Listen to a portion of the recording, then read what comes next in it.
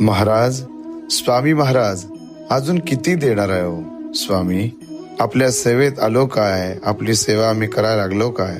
प्रत्येक गोष्टीवर नजर ठेवून आपण आमच्या पदरात अनेक गोष्टी टाकायला लागला. एकदा आपल्याला एका भक्तानं विचारलं की महाराज, आपल्याकडे येण्यासाठी काय लागतंय, आपल्याला द्यायला काय लागतंय?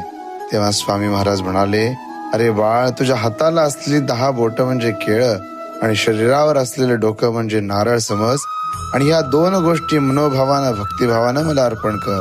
10 बोटांची करुणी केळं, मस्तिष्काचे करुणी श्रीफळ, अर्पा मजला गीते. भक्तांनो, लक्षात ठेवा, स्वामी महाराजांना देण्यासारखं आपल्याकडे काहीच नाही आहे. भक्तीशिवाय, मोकळ्या स्वच्छ भावाशिवाय आपण स्वामींना काही देऊ शकत नाही. स्वामी महाराज भक्तीचे भुकेले आहेत, म्हणूनच तर ते भक्तवत्सल आहेत.